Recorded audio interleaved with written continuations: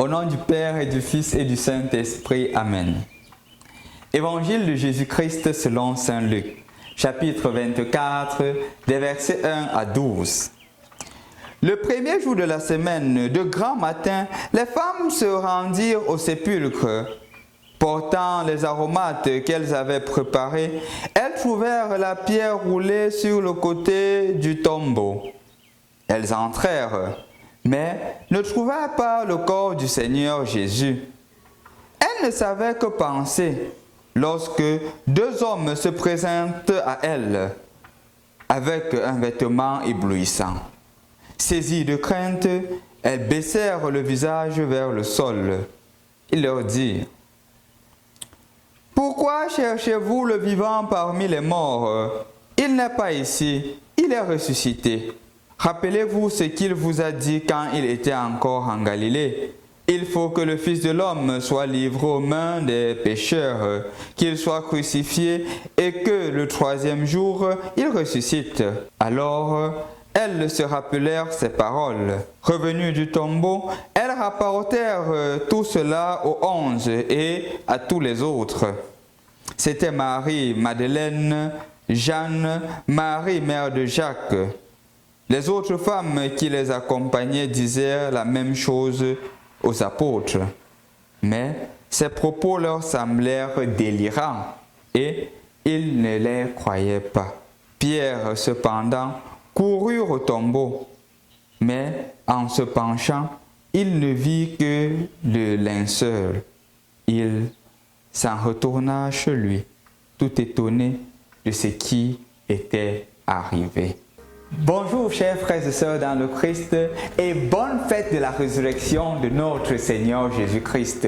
Aujourd'hui, le Seigneur est ressuscité d'entre les morts. Et ce soir, nous avons vu justement que tout ce qui était préparé au début s'accomplit en ce soir. Tout le plan salvifique de Dieu depuis la création s'accomplit en ce soir. C'est pour cela que pendant cette soirée, nous avons écouté 7 lectures.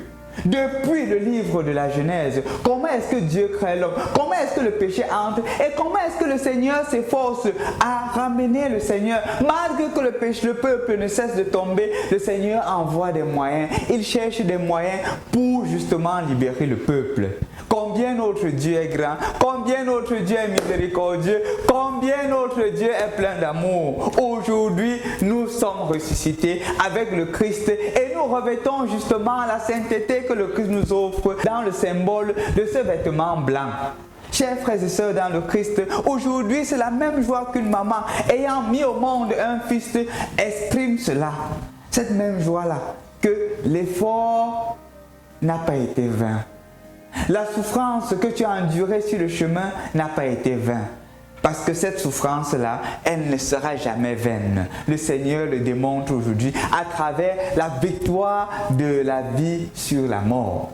En effet, chers frères et sœurs dans le Christ, rentrons dans la culture juive. Dans la culture juive, le plus grand était justement, ou du moins, la limite de l'homme se trouvait dans la mort. Parce qu'après la mort, il n'en était rien. Les Juifs étaient conscients qu'après la mort, c'est fini. L'homme descend au Hadès où tous les morts restent.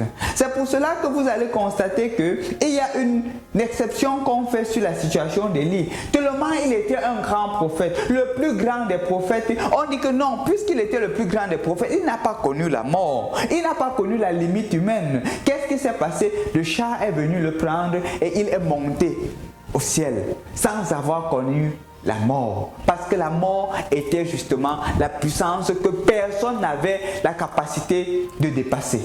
Jésus déjà de par son vivant avait montré qu'il avait ces pouvoirs-là, ou du moins cette capacité de dépasser la mort, qu'il avait le pouvoir même sur la mort à travers les ressuscités, le fait de redonner la vie à plusieurs personnes. On se rappelle éminemment de la situation de notre frère Lazare et beaucoup d'autres, la fille de Jaïr et justement aussi la veuve qui allait dans la campagne enterrer son unique fils.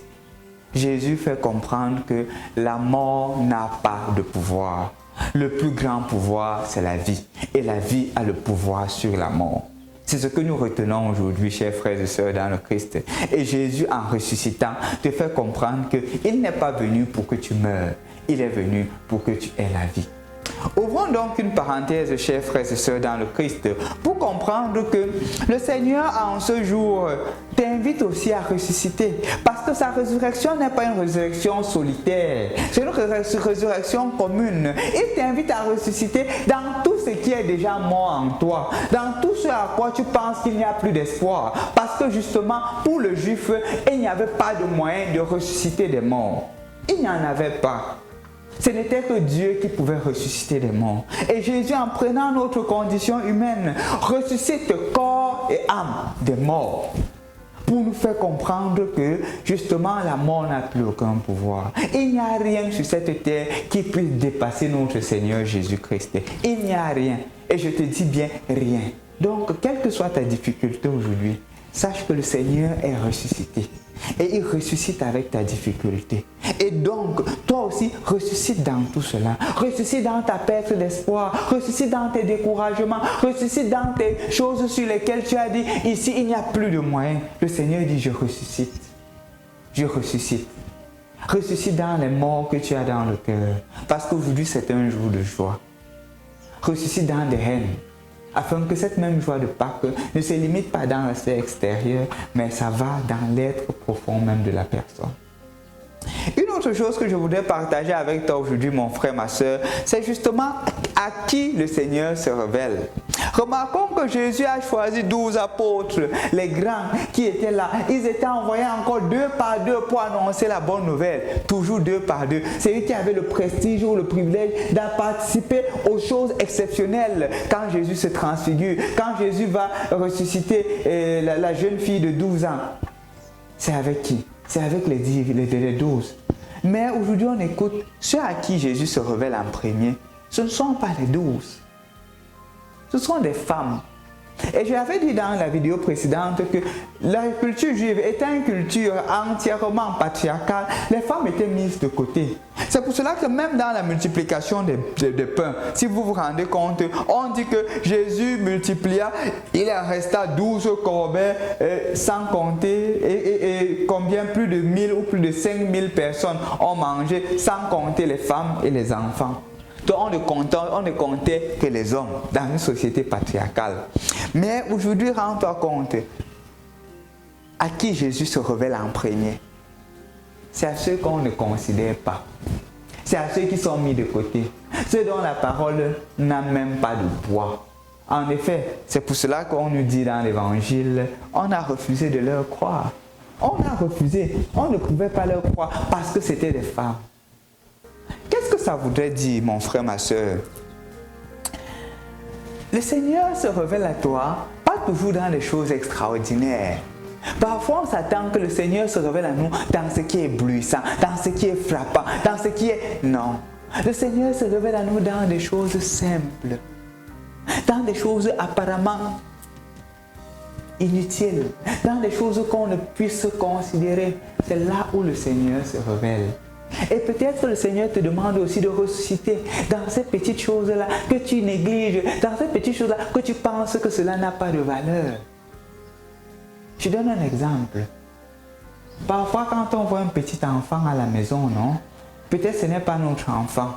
Puisqu'il est petit, il est innocent, il est faible, nous avons le pouvoir. Qu'est-ce qu'on fait? On mate cet enfant-là. Ce n'est pas mon enfant. Ou l'enfant du voisin, ou l'enfant de d'autrui. On mate parce qu'on dit que non. Est-ce que cet enfant-là, ça sert même à quoi? Cet enfant-ci, il n'a pas d'avenir. Mais c'est en celui-là que le Seigneur se ressuscite. Pourquoi? Parce que dans 10 ans, dans 20 ans, tu ne sais pas ce que deviendra cet enfant. Nous en avons la preuve. J'ai d'ailleurs le cas d'un ami qui m'est très cher et qui me racontait une histoire parce qu'il est en train de traverser des moments très difficiles en ce moment. Et il envoie son dossier, un dossier pour qu'un médecin étudie. Et il se rend compte que celui qui a le dossier, celui qui étudie et qui est à l'extérieur, c'était un camarade de classe. Et il me dit justement que mon père, tu vois comment les choses sont belles. Si on était restés des ennemis, comment est-ce que celui-là devait me sauver de ma situation? Mais parce que justement on a gardé de bonnes relations dans l'enfance. Bien que j'avais une petite autorité sur lui, je me suis comporté en personne simple. Le voilà qui me sauve. Et justement, c'est dans ça, dans des petits gestes que le Seigneur ressuscite.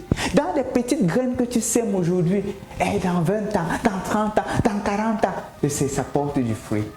Donc mon frère, ma soeur, aujourd'hui le Seigneur est ressuscité.